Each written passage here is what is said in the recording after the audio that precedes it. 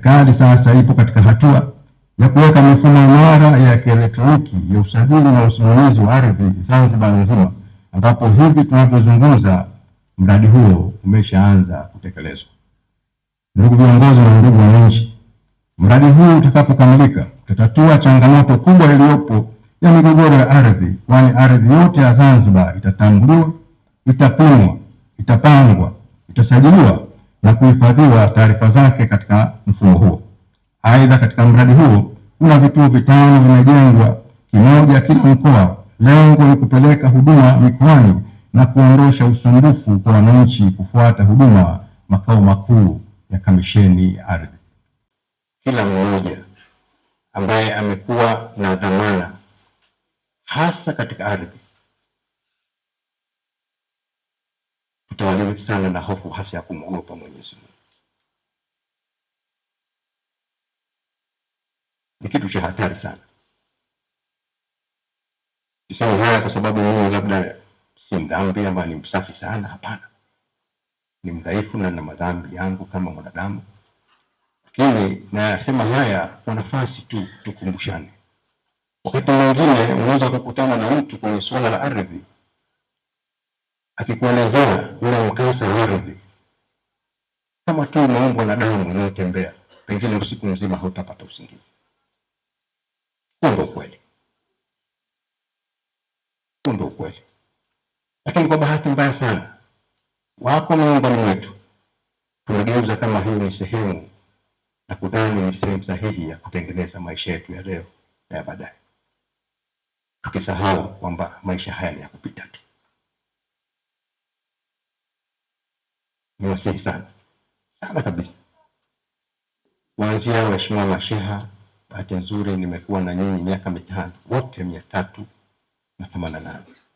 Hapa Pemba mpo 121 kama sikosei, kwa mikoa yote miwili 129. Mheshimiwa diwani,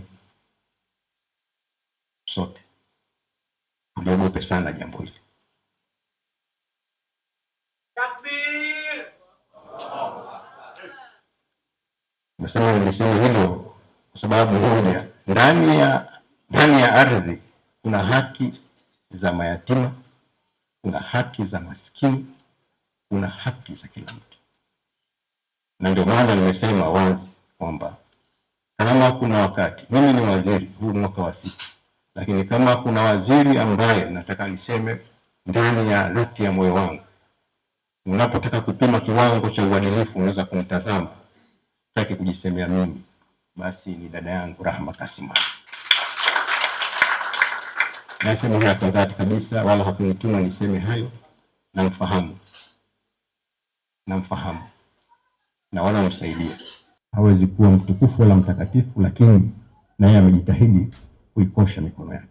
Lengo la jambo hili ni kutoa uelewa kwa wananchi, ni kutoa elimu kwa watu wetu ambao tunawahudumia juu ya masuala yote yanayohusu ardhi, lakini na sekta ya makazi. Tunawaomba penye changamoto yoyote inayohusiana na ardhi, basi na nyinyi sasa muwe wepesi kuja kwetu ili kuja kuendeleza haya mashirikiano yaliyokuwepo. Ardhi ni rasilimali ya msingi katika maendeleo ya taifa lolote. Hakuna maendeleo ya kilimo, makazi, uwekezaji, biashara, viwanda, utalii wala uhifadhi wa mazingira bila kuwepo kwa usimamizi mzuri wa ardhi. Hivyo ni wajibu wetu sote kuhakikisha tunaitumia ardhi kwa busara, kwa kuzingatia sheria na kwa manufaa ya kizazi cha sasa na kijacho. Kwa hivyo ni jukumu la kila mmoja wetu, serikali, viongozi, wataalamu, sekta binafsi, wananchi kwa ujumla, kuendelea kushirikiana katika kuhakikisha ardhi inasimamiwa kwa uwazi, haki na kwa mazingatio na maslahi mapana ya taifa letu.